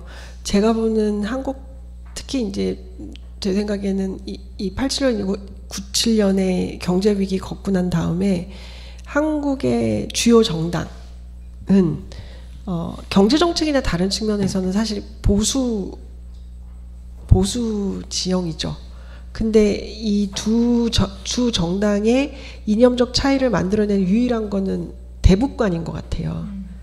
그렇기 때문에 정권이 바뀔 때 선명하게 자신들의 지지층이나 자신들의 정치적인 입장을 보여줄 수 있는 거는 결국은 대북 정책인 거죠. 나머지는 다 성장주의 거의 비슷하거든요. 제가 보기엔 그렇습니다. 제가 보기에는. 근데 그 북한을 바라보는 시각으로만 자신들의 이념적인 차이를 명확하게 보여줄 수 있기 때문에 친보 정부 들어오면 대화하자, 교류하자, 뭐 이런 거 얘기하는 거고요. 보수 정부 들어오면 북한 지금 굉장히 문제적이기 때문에 압사해야 된다. 그래서 이제 윤석열 정부 때는 많이 했던 얘기가 아까 잠깐 말씀드렸지만 자유의 북진을 통일부 장관이 얘기를 하거든요. 자유를 갖고 북진해야 된다 이런 표현을 쓰기도 합니다. 그러니까 그 정도로 지금 굉장히 이 통일 정책에 관련돼서는 그게 이제 약간 고질병처럼 되어 있는 거죠. 그래서 저희 전문가들이 많이 얘기하는 거는 초당적 협력을 해야 된다 이런 얘기 많이 하거든요. 그래서 이게 통일부 이런 것도 물론 중요하긴 하겠습니다만 국회 내에서 초당적 협력 기구 같은 걸 만들어야 된다. 뭐 이런 얘기를 하고 있기도 하고요. 그리고 뭐 그 시작은 남북 간의 합의서를 비준해야 된다. 근데 저희는 국회 비준을 안 했기 때문에 비준을 함으로써 어떤 힘을 갖게 하는 것부터 시작해 보자. 뭐 이런 얘기를 하고 있기도 합니다. 그래서 제 생각에는 모르겠습니다. 이번 어떤 계기가 된다면 결국은 의회 쪽에서 뭔가 그런 안정적 유지할 수 있는 그런 뭔가 시도들을 좀 더 제도화하는 것 그게 이제 굉장히 필요할 것 같고요.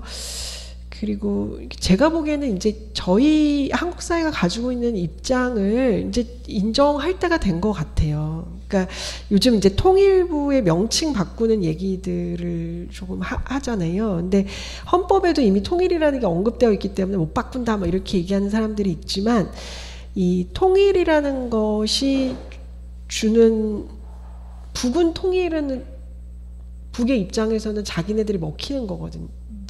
남한이 얘기하는 통일. 그러니까 그게 현실인데 계속 남쪽에서는 더 잘 살고 힘 있는 나라가 막 통일 얘기하는 게 북으로서 위협밖에 안 된다면 그러면 이 남북관계 전반을 저는 완전히 전환해서 뭐 요즘 남북관계부, 뭐 평화부, 한반도 평화부 뭐 이런 얘기도 하는데 그런 식으로 아예 제도와 패러다임을 바꿔놓지 않는 이상은 아마 다음 정부가 또 바뀌게 되면 역시 또 그걸 가지고 그럴 수밖에 없다. 그래서 이제 그런 시도들이 좀 필요하지 않을까라는 생각이 들고요. 근데 이게 지금 문제가 복잡한 게 그건 것 같아요. 북이 핵이 있는 거잖아요. 북이 핵이 있는 거죠. 근데 핵은 굉장히 위협적이죠. 그리고 북이 핵이 있기 때문에 우리가 평화를 아무리 얘기해도 사실은 굉장히 순진한 발상이라는 얘기를 하는 우크라이나 상황만 봐도 협정 몇 개 맺었다고 봐라 저렇게 지금 그렇게 되는 거 아니냐부터 굉장히 좀 문제가 있죠. 그러니까 핵 문제가 지금 이렇게 같이 연결이 돼서 지금 제가 보기엔 완전히 이게 꽉 막힌 거예요. 지금 만약에 우리가 다시 교류한다 그러면 그럼 핵은 어떻게 할 건데 라는 얘기가 당연히 나올 수밖에 없는 상황이죠. 그래서 이제 저희들이 뭐 얘기하는 거는 가능하지 않을 수 있겠지만 핵 문제와 북한 문제를 최대한 분리해서 교류협력은 교류협력대로 가고 핵 비핵화는 비핵화 협상을 포기하지 않고 끝까지 이렇게 밀고 간다. 이렇게 이제 얘기를 많이 하는데 이제 그것도 굉장히 좀 이상적인 얘기일 수 있을 것 같아요. 그래서 이제 이 대북 정책은 어떻게 보면은 지금 이제 하나의 임계점을 좀 넘은 것 같다는 생각도 들어요. 특히 핵 문제 같은 경우에는 우리가 비핵화를 얘기하지만 비핵화하기가 굉장히 어려운 거죠. 그러니까 아까 말한 것처럼 북한이 핵 있는 북한과 어떤 관계를 맺어서 갈 것이냐라는 쪽으로 또 사고의 전환 같은 것도 지금은 필요한 상황이 아닌가 그런 생각이 듭니다. 네. 지금 이재명 정부에서 그 대북 관계 공약으로 내세운 건 어떤 게 있나요?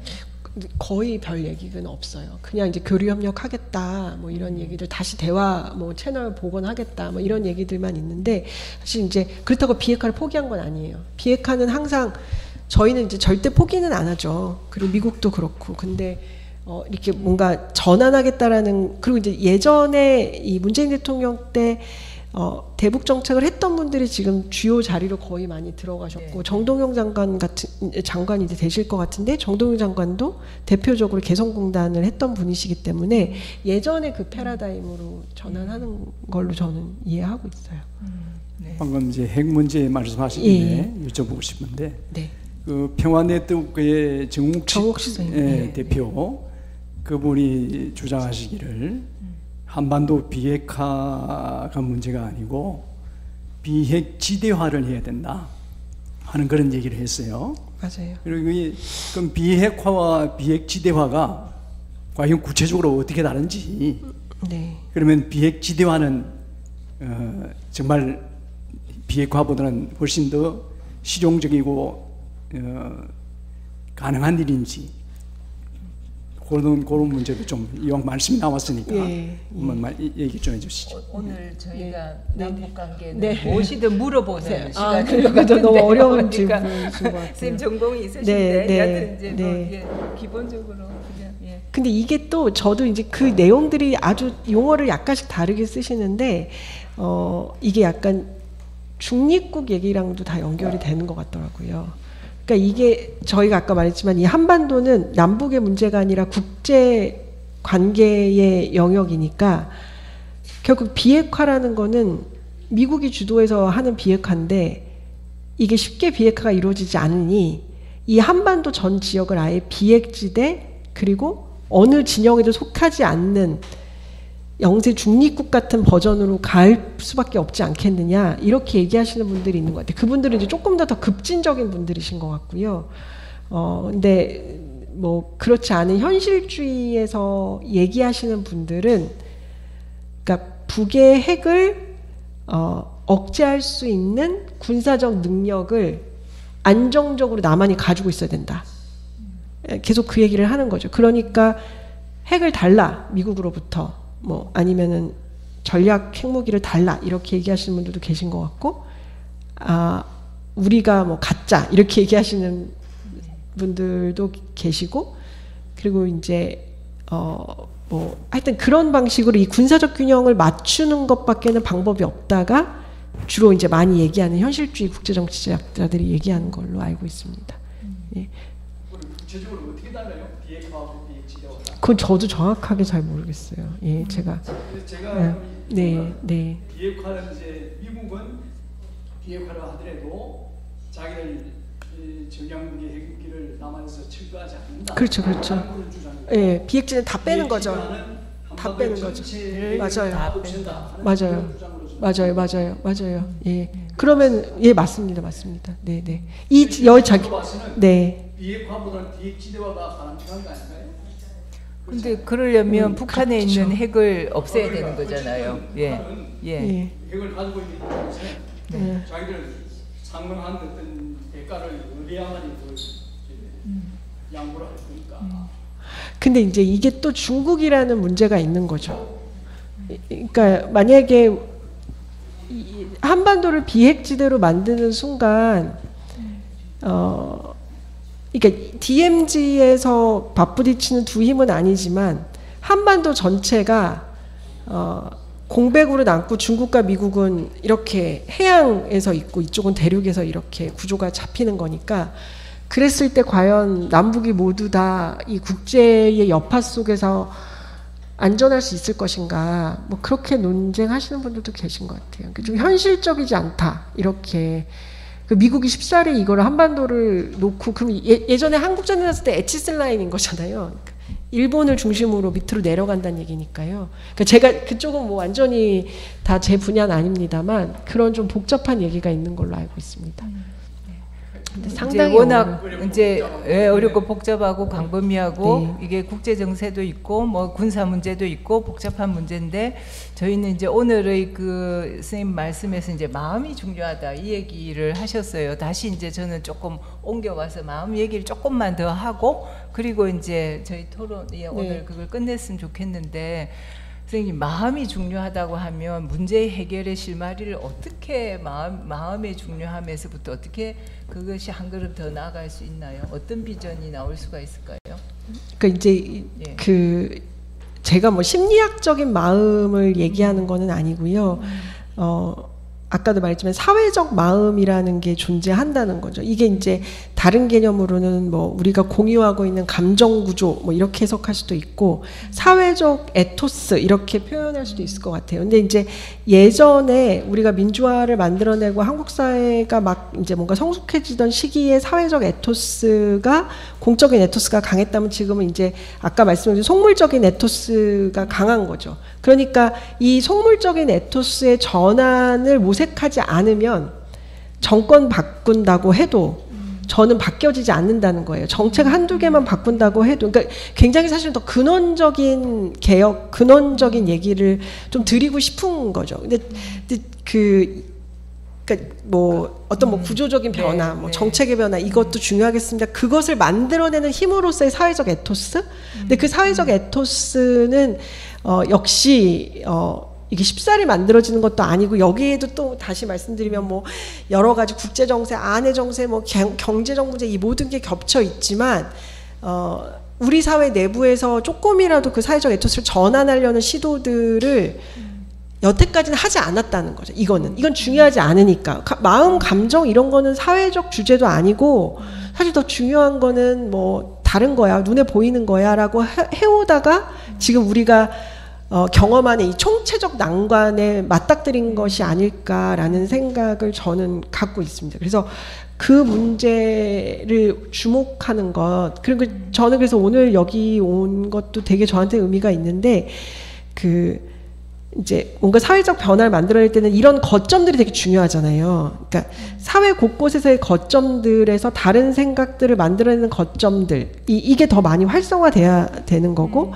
그게 시간이 걸리더라도 지금 우리에게 필요한 것이다라는 거. 그리고 그 가능성을 저는 이제 아까 말씀드린 것처럼 없다고 생각했는데 생각보다 존재하고 있었다라는 말씀을 좀 드리고 싶은 거니까 아예 포기할 필요는 없다. 지금 상황에서 그 가능성들을 좀 포착해내고 의미화하고 역사화하고 그리고 그것을 가시적인 힘으로 만들어내려는 시도들이 요구된다. 뭐 네, 제가 이렇게 제 이해한 거를 조금 말씀드려 보면 우리가 이제 당장 남북 관계 이런 얘기를 하면 핵 아니면 교류할 것인가, 뭐 금강산 투어를 하냐, 맞아요. 예, 이제 뭐 언제 어디서 이제 미국하고 관계는 어떻게 하냐 이런 생각을 떠올리는데 뭘 해도 우리 마음 속에 예를 들어서 남북 관계를 하고 개성공단 같은 걸 또 한다 그러면 아 저거 또 퍼주기야.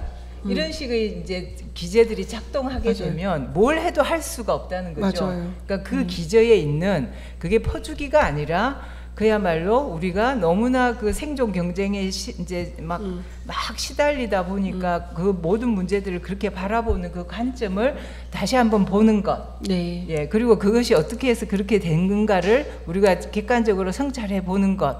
예, 그리고 그것들을 객관화 시켜 보는 것. 그 작업에서부터 시작돼야 무슨 뭐 대북 정책을 하든, 그렇죠. 예, 그리고 뭘 하든 그것들을 우리가 제대로 좀 바라볼 수 있지 않겠냐. 이제 선생님의 출발점은 다시 그 바닥으로 좀 들어가야 되는 것 같다. 정책도 중요하고 제도도 중요하고 군사도 중요하고 다 중요한데 우리들이 이 땅에 살아가고 있는 우리들의 마음에서부터 이제는 새롭게 좀 봐야 이제 뭘 해도 할 수 있고 힘을 얻을 수도 있고 그리고 이제 그 힘이 계엄에서 우리가 빛의 혁명을 만들어냈듯이 네. 어떤 새로운 마음을 좀 모아낼 수 있는 게 아니겠냐. 이제 이 말씀을 네, 하시는 거 네, 제가 네. 이해를 네. 좀 했을까요? 네, 너무 네, 네, 네. 예.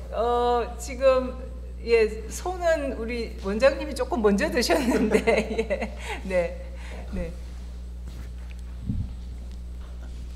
지금 이제 그런 얘기가 되니까 제가 사실은 이제 80년대와 또 90년대 때 그 YWCA 같은 기구에서 사실은 이제 평화 교육이라는 걸 많이 했거든요.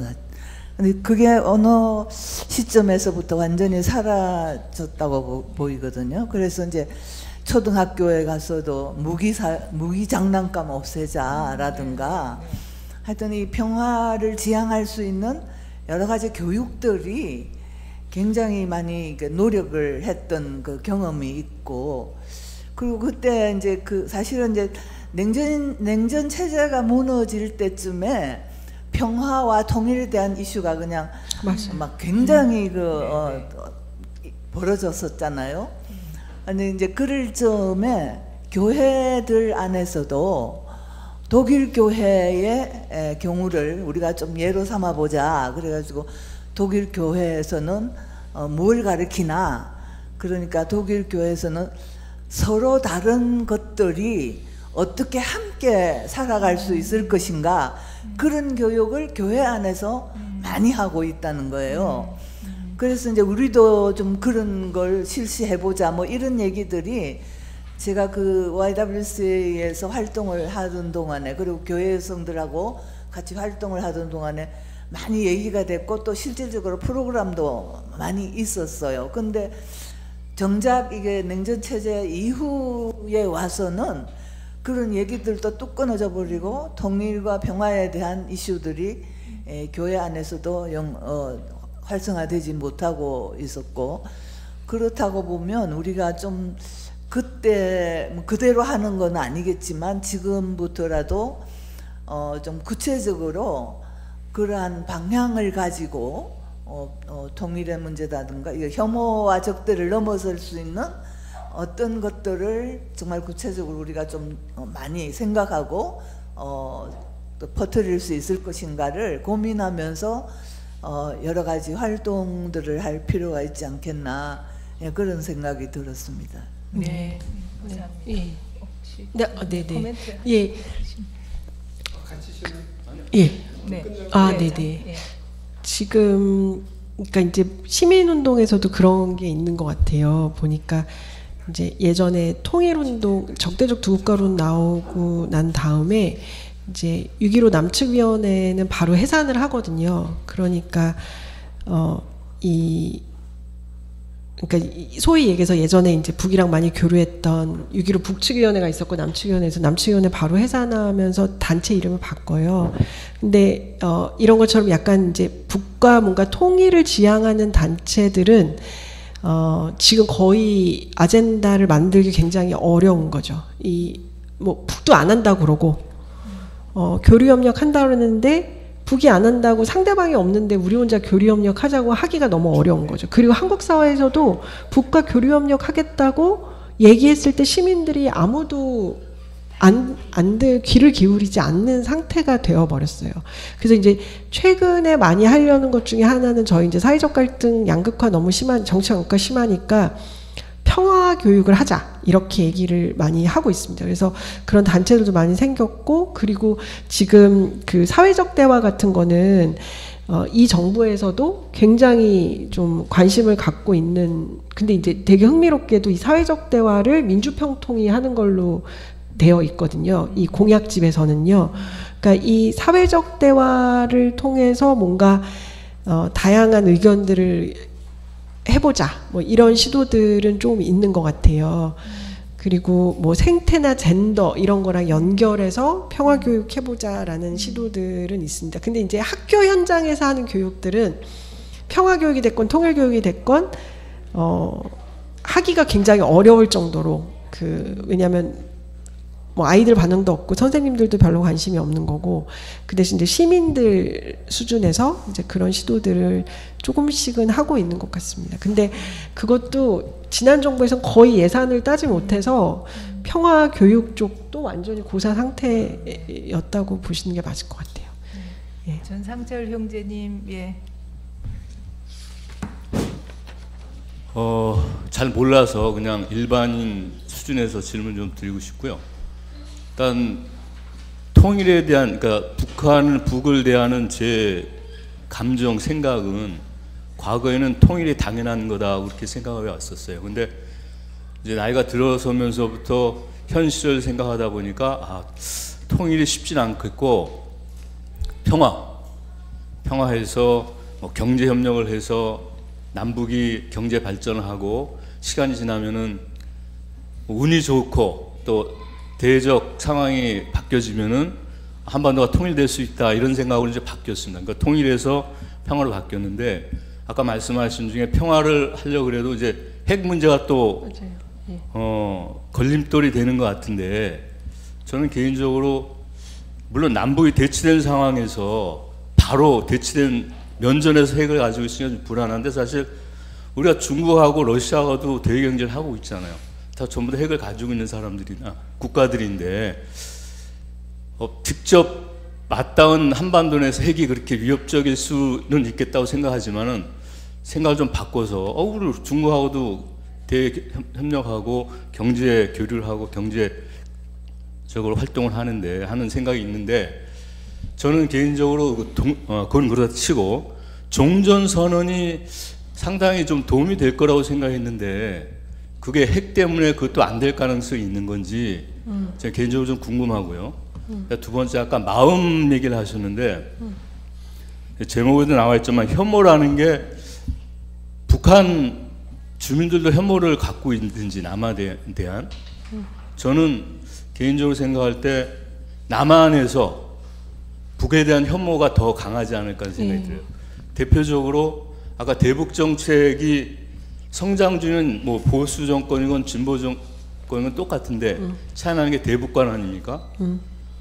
결국 40% 최근에 대통령 선거 결과도 40% 이상이 국진당을 찍었는데 국힘당이죠. 국힘당. 말이 자꾸 쓰네. 평소에 그렇게 쓰다 보니까. 성대를 잡으시게 되네. 그러니까 그 마음이라는 게 지금 말씀하신 대로 그 강사님, 그 김 교수님 말씀하신 대로 시민단체 내에서 이렇게 하다 보면은 20년, 30년 걸리면 이제 100년이 넘어가면은 통일은 아예 영감생심일 것 같고요. 결국 정부에서 주도적으로 이 국민들의 사고방식을 좀 바꿨으면 좋겠는데 이 40% 되는 생각을 어떻게 바꿀까 하는 게 문제거든요. 저는. 그러니까 결국 바꾸지 못하면은 그냥 고착화되고 한반도는 그냥 영원히 분단된 국가로 남을 텐데 분단된 상태로 이거에 대한 그 마음, 특히 남쪽에 40% 50% 되는 그 혐오, 그 마음을 그냥 시민단체 수준으로 해서는 그냥 그거는 그냥 이념적으로 이론적으로 그건 해야 된다 당위성을 갖고 있는 거지만 실질적인 효과 면에서 1년, 2년 내에 되면은 다행이지만 그래서 통일 어떤 효과적인 결과 나오면 다행이지만은 20, 30년, 40, 50년 가서 그때 무슨 소용이 있을까 하는 생각이 드는데 정부의 역할이 어떨지 좀 기대합니다. 네. 진짜 다 어려운 질문이에요. 예. 진짜 괜히 기억이 괜히 왔어요. 그 종전 선언은 이게 정말 이념화가 얼마나 무서운지 저는 그때 많이 느꼈는데 종전 선언이 사실 당연히 도움이 되죠. 왜냐하면 지금 저희가 정전 체제잖아요.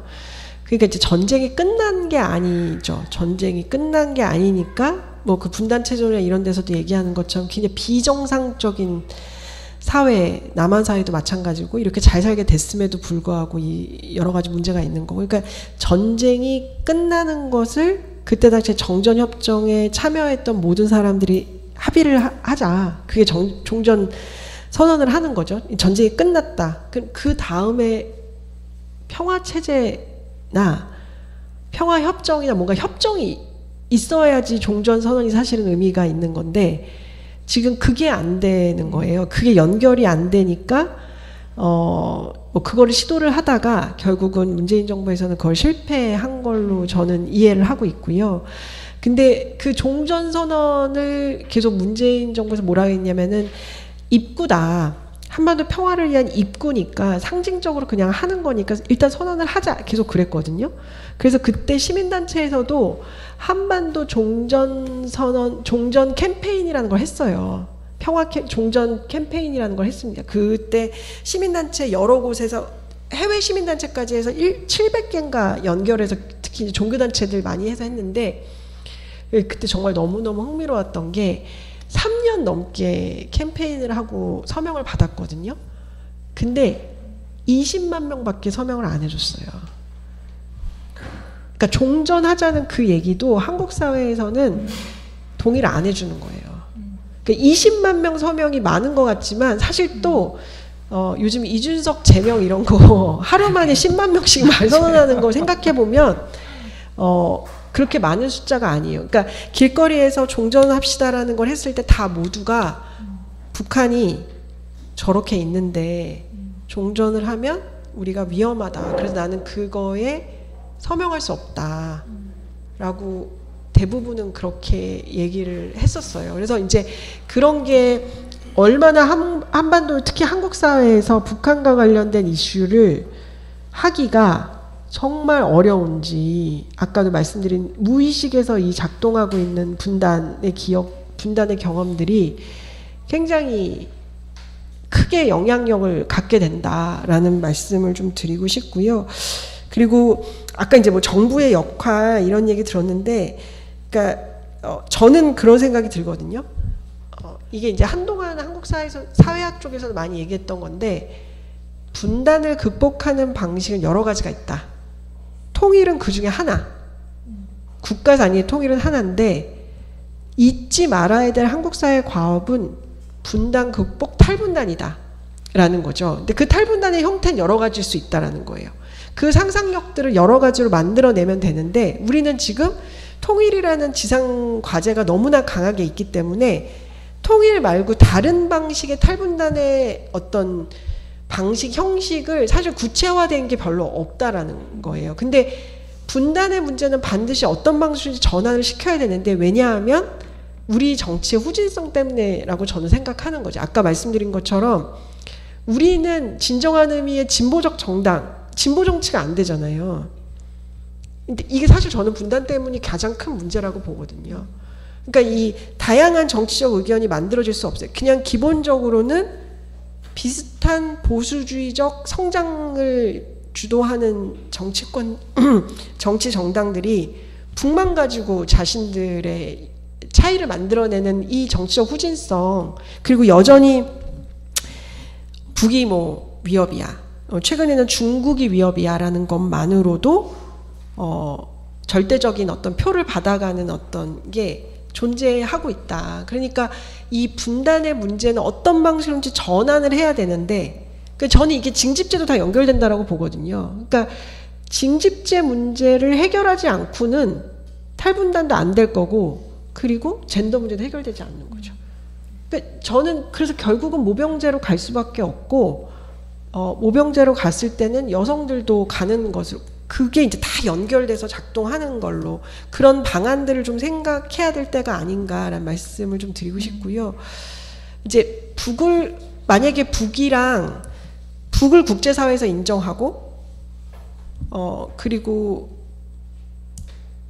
북과 여러 가지 다양한 교류의 층들이 만들어지면 분명히 어떤 측면에서는 핵을 가진 북한과 살 수 있는 방안들도 많이 나오긴 하겠죠. 근데 그럼에도 불구하고 우리는 이제 전쟁을 했었고 그런 여러 가지 경험들이 있기 때문에 이 문제도 그렇게 또 간단하게 볼 수 있는 문제 같지는 않더라고요. 그러니까 이제 많은 또 국제정치학자들 얘기를 들어보면 북한은 굉장히 빠른 시간 내에 경제적 성장을 할 수 있는 조건이 다 있다는 거예요.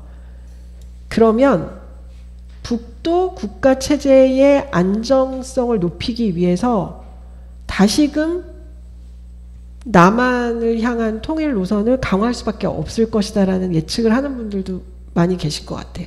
그러니까 이제 여러 가지 자원도 있고 후발주자들은 나중에 빠르게 성장을 할 수 있기 때문에 북이 어느 정도 지금 너무 못 살지만 국제사회 인정받고 핵국가를 인정받아서 올라오기 시작하면 결국은 통일이라는 아젠다가 다시 등장하게 되고, 그럼 남북의 정치 세력이 다시금 경쟁하는 관계가 될 수밖에 없다. 그랬을 때 북이 가진 핵무기는 이제 남한에게 상당한 위협이 될 수도 있다라고 얘기하시는 것 같아요. 그만큼 굉장히 어려운 문제. 그러니까 결국 비핵화를 포기는 못하는 거죠. 그 과정이 얼마나 오래 걸리던 간에 전 윤리적으로도 그게 맞다고 생각하고, 포기할 수 없고 끝까지 그거는 이끌어 가야 되는 주제일 수밖에 없을 것 같습니다. 네, 예, 선생님 마무리를 네. 하신 걸로 봐도 네네네네네. 되지 않을까 싶습니다. 할 얘기는 너무 대상 같구나 이런 생각이 들고요. 또 우리가 이 문제를 바라볼 때 얼마나 고려하고 생각해야 되는 게 많은가를 오늘 정말 한번 또 절감한 것 같습니다. 다른 한편으로 또 이 문제가 우리의 삶을 정말 억제고 규정을 하고 있음에도 불구하고 우리 또한 세길교회 또한 일정 정도 살짝 이 문제에 좀 무관심했구나. 그리고 또 이 교회의 기독교인으로서는 또 무엇을 해야 될 것인가 라고 하는 이제 많은 숙제들을 좀 남겨두고 가는 것 같습니다. 이게 김성경 교수님이 다 답을 갖고 있다면 뭐가 문제겠습니까? 그죠? 예, 아무 문제도 아니에요. 그리고 우리가 이렇게 한 번 해가지고 될 것 같으면 정말 아무 걱정이 없겠지요. 예, 이제 또 다음번을 또 기약하고 우리가 이 문제를 좀 우리 교회에서도 이렇게 주요하게 잡고 가야 되겠구나. 이걸 오늘 마음속에 심는 것만 해도 저는 굉장히 주요한 마음의 시작이 아닐까 싶고요. 우리 한한상 선생님 맨날 말씀하시잖아요. 사자가 여물을 먹고 이렇게 얘기하죠. 뭐 늑대가 새끼 양하고 어울리고 이런 얘기하면 한편으로는 저런 무슨 이런 황당한 이런 생각이 들면서도 종교야말로 또 그런 꿈을 꾸면서 또 새로운 세계를 찾아가는 게 아닌가 싶고, 오늘 우리 말씀 증거에서도 가장 고통스럽고 어려울 때 새로운 어떤 장이 열려는 이런 것들을 경험하게 되는 게 또 우리 교인들의 자세가 아닌가 싶습니다. 예, 오늘 너무 어려운 주제를 가지고 역사적으로 국제정세적으로 다 설명해 주시고 그것도 시간도 짧은데 또 온갖 질문을 또 다 받아주신 우리 김성경 교수님께 감사의 박수를 드리겠습니다. 예.